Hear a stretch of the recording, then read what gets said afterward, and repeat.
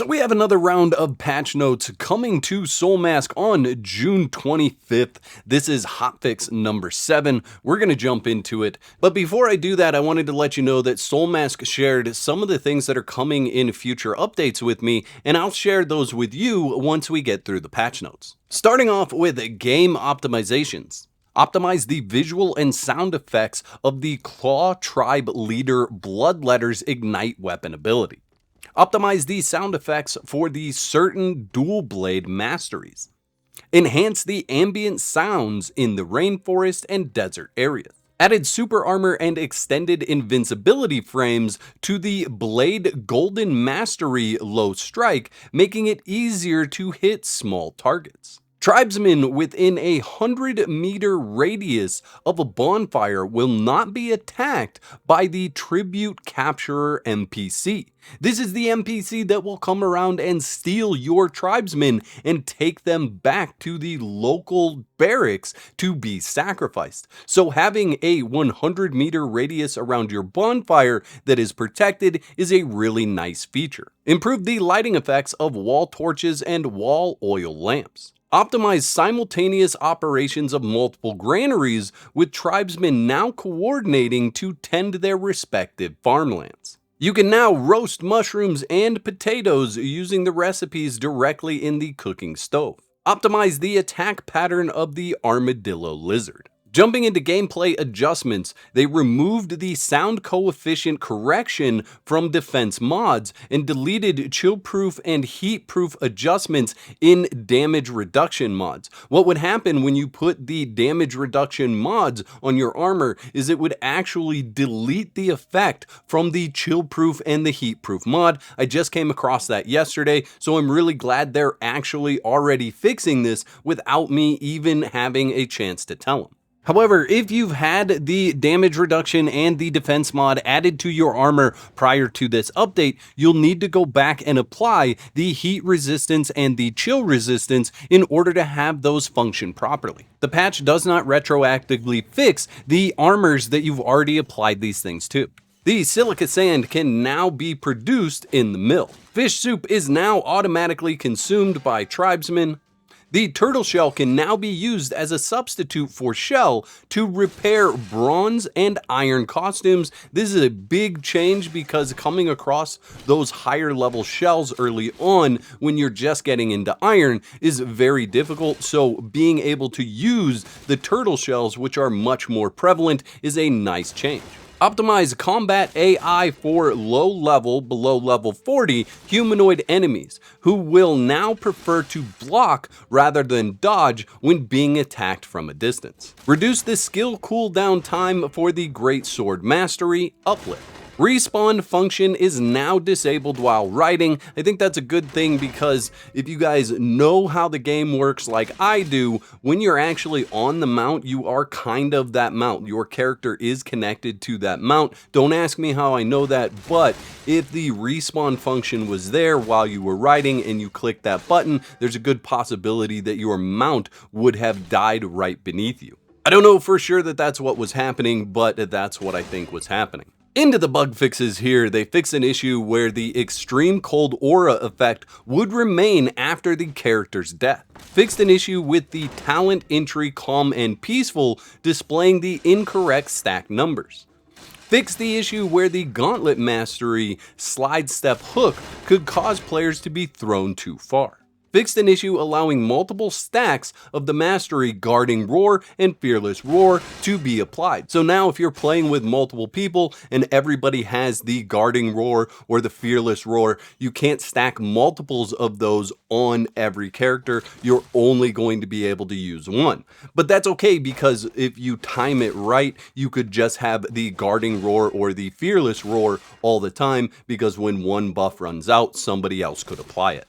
Fixed an issue where the visual effects caused by the Vajra ape could persist. Fixed an issue where rolling under the blood sacrifice state was misidentified as a low strike. Fixed an issue where interrupting the recovery of retreat drill with a jump could also briefly apply super armor to other skill hits. If you guys didn't know, you can interrupt almost any action in the game, and you can do that by rolling or jumping. So anytime you feel like maybe you need to interrupt an animation that you're going through, you can do that.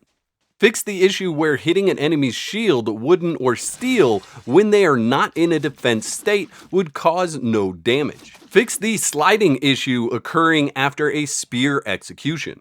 Mining, logging, and collecting now produce a certain amount of noise, alerting enemies. Keep this in mind for your tribesmen who are out doing these things automatically, that now it's making noise, so if it's alerting enemies, those enemies will come to attack whoever's doing those functions. So keep that in mind for your tribesmen. They may not be as safe going out and doing these functions for you, so make some adjustments so you don't lose tribesmen to enemies that are alerted.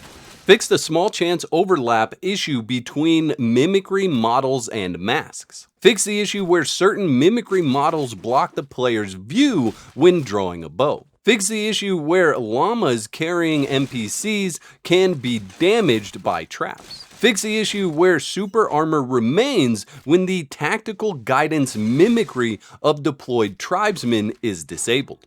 Fix the issue where NPCs carried on the player character's back would behave abnormally if grabbed and dropped by a vulture. Fix the issue where the release of certain skills would cause mining. Fix the issue where parrots and monkeys placed on shoulders would disappear if the game client was forcibly closed. Fix the issue where half-height Blackstone stairs can be constructed in mid-air. Fix the issue where the displayed range of workshop-type buildings does not change after modifying their coverage area. Fix the issue where tribesmen assigned to maintain bonfires would not actively supply fuel to the air heater. Fix the issue where all tribesmen might show the cannot assign work to default tribesmen prompt. I actually had this issue recently on my server where I was not able to access the work tab for any of my tribesmen, and I'm very glad that they have this fixed. Now, I promised you that I would share some things that Soulmask shared with me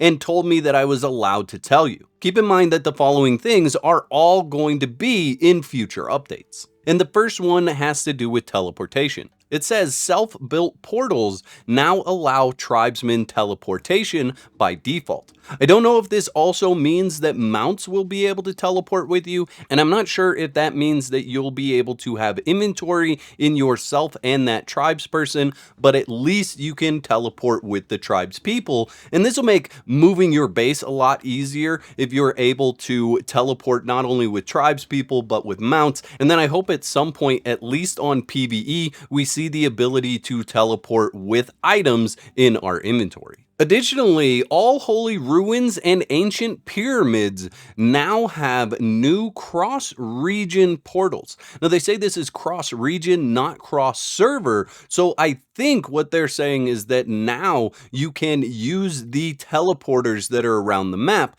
on top of these holy ruin pyramids and ancient pyramids to generally get around the map, which makes it really nice because you could essentially just teleport right on top of the ape pyramid, run down to the bottom, fight the ape, run back up to the top, and teleport back closer to your base. Then we have some experience optimizations. The character backpack capacity supports customizable quantity adjustment. Now, these are going to be settings that are in your server settings or your solo game settings, so you can adjust how big the character backpack actually is. Campfires and portals support customizable quantity limits. So there's another setting that's going to allow you to set how many items can be teleported through the portal, as well as how many items could be stored inside a campfire. And the last thing here is the morale consumption and building height limits support customizable toggles.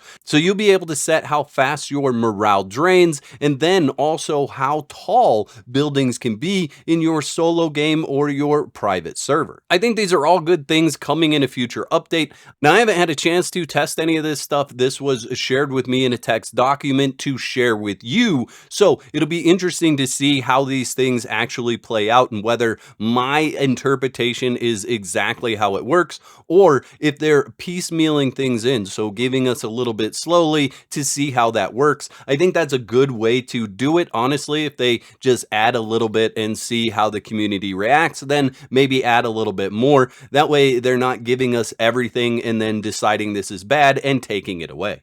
I'd like to thank all my YouTube members for your continued support. Y'all are absolute legends. Don't forget to whack the like button if you enjoyed the video and subscribe for more content. And if you don't want to be out of whack, there's another video on the screen right now that you can click to support more of my content.